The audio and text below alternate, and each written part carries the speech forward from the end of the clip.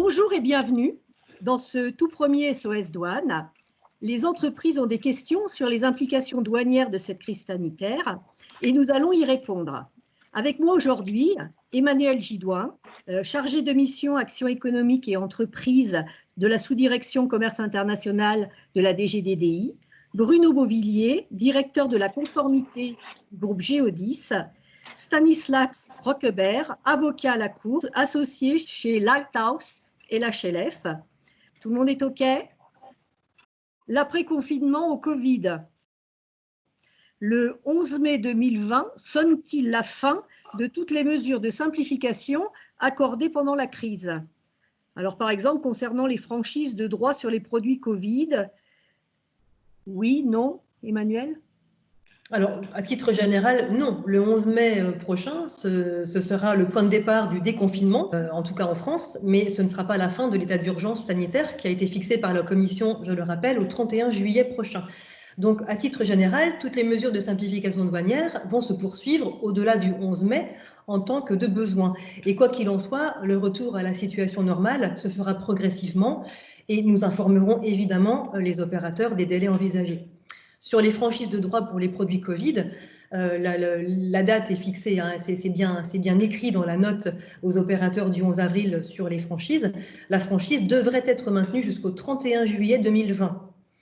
Qui est donc la fin de l'état d'urgence sanitaire fixé par la Commission. Avant cette date, la situation sera réexaminée par Bruxelles et si besoin, en consultation avec les États membres, cette période pourrait être prolongée. Les assouplissements en matière de normes? Alors bien sûr que non, et à présent, vous savez pourquoi. Voilà. En matière de normes, comme pour les autres sujets du reste, comme le disait Emmanuel, on a une période de crise sanitaire qui est fixée jusqu'au 31 juillet par la Commission. Et donc, chaque État membre a adapté cette période qui est dite juridiquement protégée. C'est le terme consacré dans les textes français, la période juridiquement protégée, qui court jusqu'au 24 mai à ce stade en France. Et en général, en fonction des différents sujets, cette période juridiquement protégée est augmentée d'1 mois, voire de 3 mois dans certains cas. Et donc, en fonction des sujets, effectivement, tout ce qui a lieu au cours de cette période devrait perdurer ou devrait être suspendu pour certains délais dont on parlera après, d'échanges avec l'administration notamment. 11 mai, quid des prolongations en séjour dans les IST, c'est-à-dire les installations de stockage temporaire? Oui, j'ai 3 petits points à expliquer sur le sujet des IST.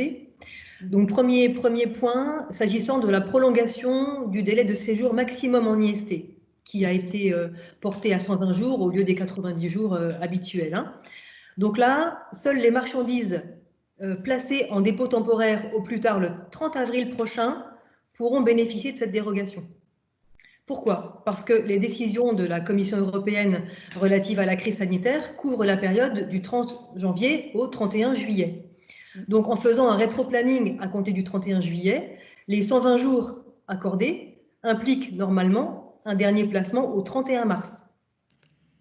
Mais la France a décidé d'accorder encore 1 mois supplémentaire, encore 1 mois dérogatoire. Donc, une marchandise, très concrètement, une marchandise placée en IST le 30 avril devra se voir assigner un régime douanier avant le 28 août 2020. On arrive au délai de 120 jours. Donc, passé cette date du 30 avril, les marchandises ne pourront être stockées en dépôt temporaire que pour une durée maximum de 90 jours, à l'issue desquels il faudra leur attribuer un régime douanier. Nous ferons une communication officielle sur le sujet, bien évidemment. Hein. Ça, c'était le premier point. Deuxième point, concernant l'IST toujours, s'agissant du stockage dans des lieux non agréés par la douane. À compter du 31 juillet 2020, date de fin des mesures d'urgence décidées par la Commission européenne, ces lieux devront faire l'objet d'une régularisation au moyen d'une autorisation d'IST ou d'un agrément de LADT. À défaut, les marchandises qui y sont stockées devront être dédouanées ou transférées dans un lieu agréé par la douane. Et le troisième et dernier point, il n'y a aucun changement à prévoir, hein, s'agissant du stockage en IST de marchandises déjà dédouanées. Dès lors que la comptabilité matière permet une bonne distinction entre les marchandises union et les marchandises non union, le stockage commun demeure possible sans difficulté. Le 11 mai 2020 aura-t-il une incidence sur les actuelles possibilités nouvelles de dématérialisation des documents? Alors, cette dématérialisation des documents, elle est prévue. Elle est prévue par le CDU qui prévoit que toutes les formalités douanières devront être dématérialisées et un programme de travail spécifique existe. Dans le cadre du Covid, les mesures qui ont été prises sont des mesures d'exception, prises dans une situation d'exception. Et il est évident que les États membres comme l'Union européenne pourront certainement tirer des enseignements de cette expérience pour accélérer ou non le programme de travail existant. Pour autant, la France ne pourra pas décider seule de poursuivre les mesures de dématérialisation qui ont été offertes pendant la crise, dans la mesure où, comme nous l'avons dit tout à l'heure, nous ne sommes pas dans un cadre unilatéral, mais dans le cadre soit d'accords commerciaux, c'est le cas des accords de libre-échange ou des accords de partenariat économique, ou dans le cadre d'accords internationaux, c'est le cas de la CITES par exemple.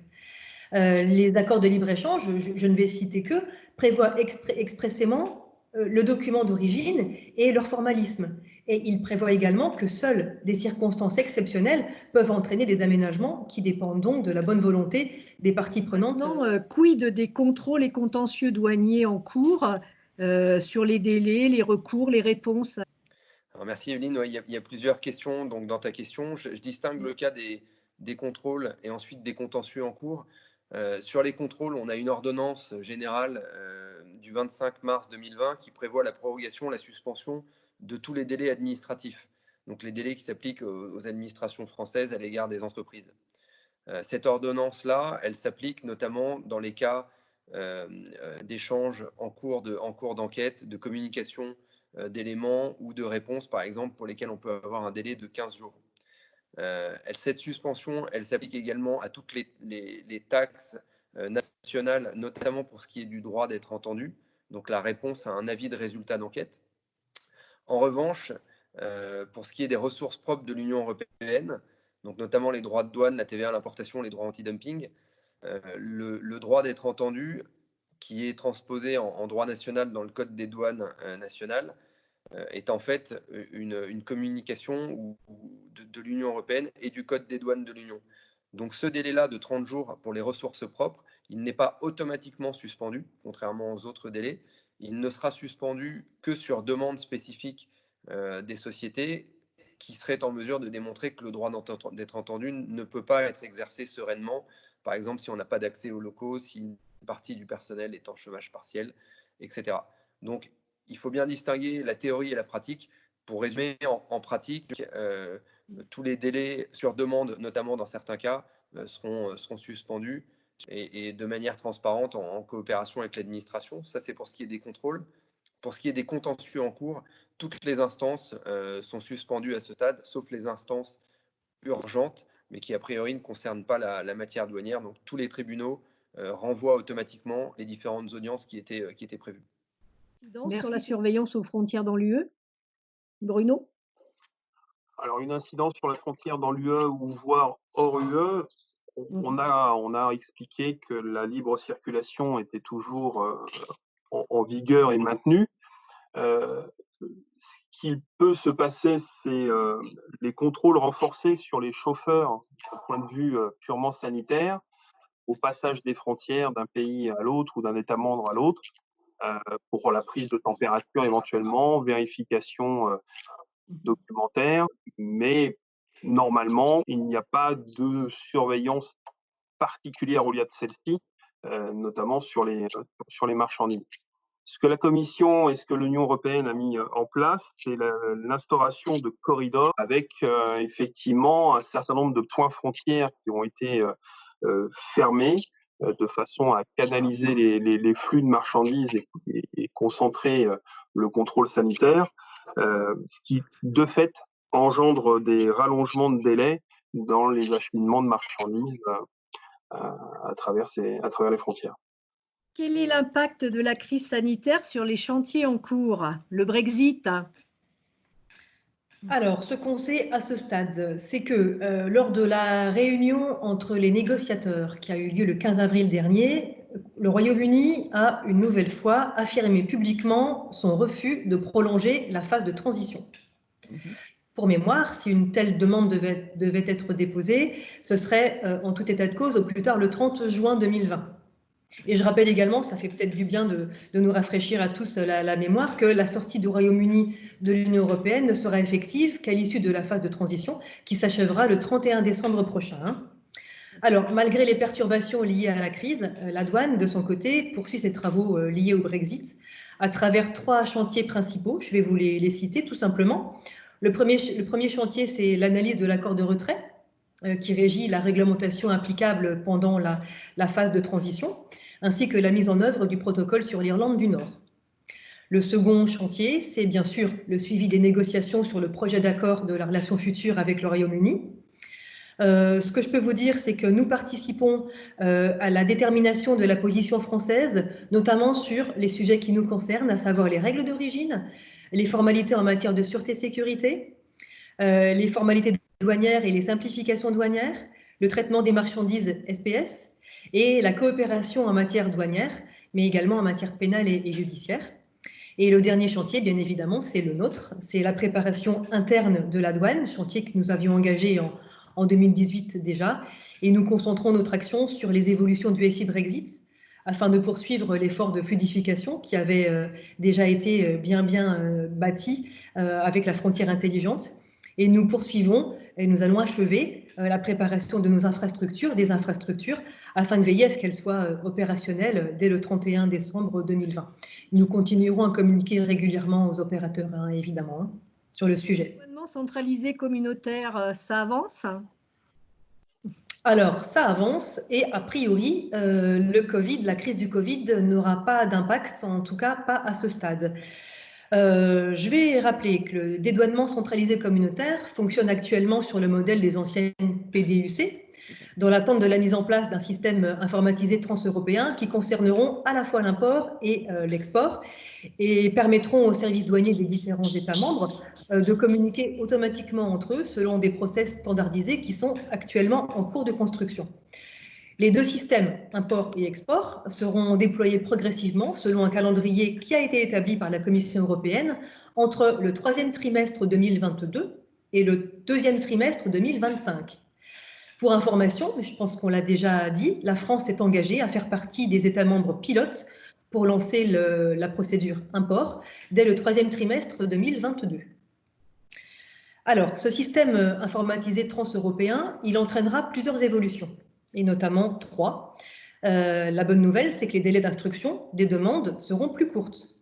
Aujourd'hui, ces délais sont au total, depuis la recevabilité jusqu'à l'octroi de l'autorisation, de 225 jours. Demain, lorsque ces procédures seront mises en œuvre, ils seront ramenés à 165 jours maximum. Très bien. Ça, c'est la première bonne nouvelle.